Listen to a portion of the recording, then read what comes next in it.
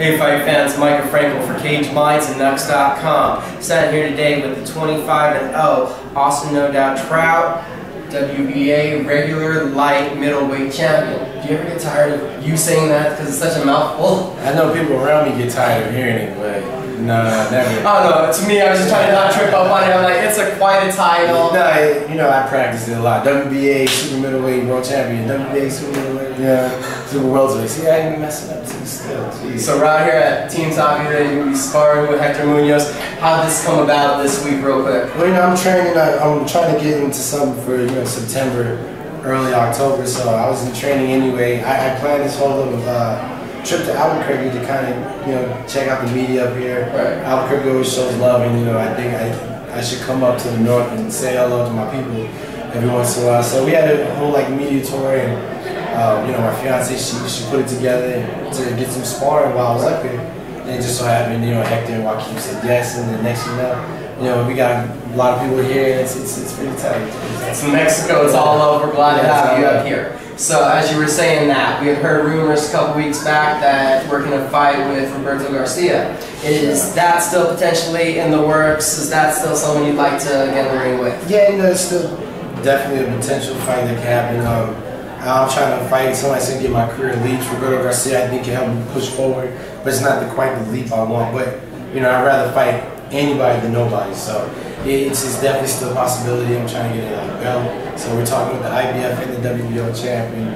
You know, of course, the WBC guy's busy, you know, the 15th. So, you know, everybody we want to fight is pretty much busy. So hopefully, you know, if it's Roberto Garcia that answers the call, you know, God bless him.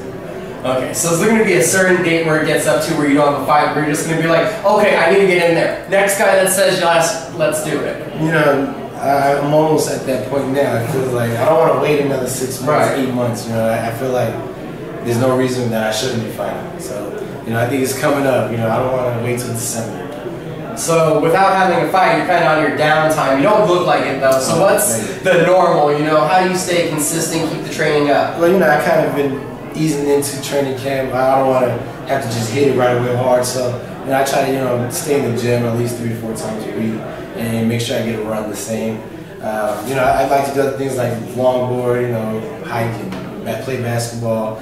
You know, my kids help keep me in shape because they're playing football and doing things like that. So just staying active. So what would be the most, you know, non-traditional form of exercise you get into that helps you with your boxing? I would say probably the longboard, snowboarding, mountain climbing. You know, we try to go to the peak of the Organs. Yeah, it's hard. Right? It's a big climb right there. So, and then 25-0, how have you managed to stay so consistent throughout your career? You know, hard work. You know, whatever you want, you're going to have to work hard to get it. So that's one thing. I work hard for every fight. And I don't really take people lightly.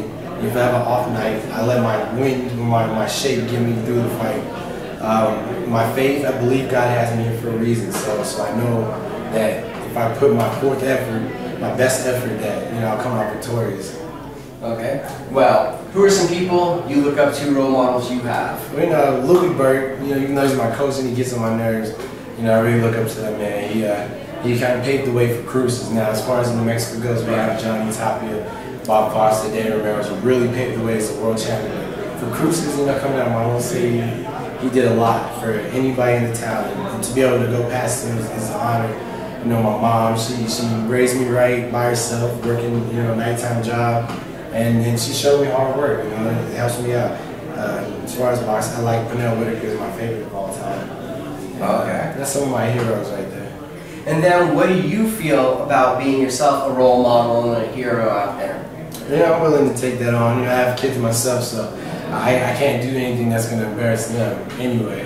Right. You know, and I'm not saying I'm the perfect person or my nose is stupid clean, but, you know, I feel like if somebody can look up to me and make themselves better than each other, I'm all for it. And we've seen videos of you at the schools talking, and then what recently have you been doing within the community? Well, I was at the Child Crisis Center, you know, downtown. Albuquerque. You know, it's just hanging out with the kids. You know, I'm all for kids. I like to do child cancer research, St. Baldrick's, you know, anything that can help, you know, the kids out. Because I used to be one of those little kids running around. Yeah. That's great to hear. So, being a boxer, what do you think right now of the state of boxing? You know, it's coming back. We have a lot of interesting fights, a lot of interesting fighters. I think for a period we had a bunch of fighters with no character, no personality. You know, yeah, they could fight, but after that, you know, they didn't care too much. But I think it's coming back. You know, I never think boxing is never going to go anywhere. It's kind of one of those things that's lasted time.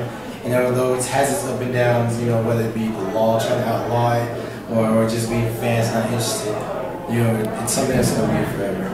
Well, we're here trying to help out. What do you think, though, you know, could be done in general, you know, to put some more light on more names than just the two that are out there that really circulate? Right. I think it's up to the promoters. You know, the promoters need to come together and make the fights that the fans want. Also, the analysts, the TV analysts need to stop bashing. Like, whenever you watch a fight, you will hear everything that's wrong with the fight, why it shouldn't have been made, and why this is a tragedy to be made, you know, instead of, you know, building it up to being a good fight, which it could be. So I think those are some of the things that can help, and fighters just fighting the best. I think my 2 cents out there. Showtime and HBO need to like show more fights. Yeah.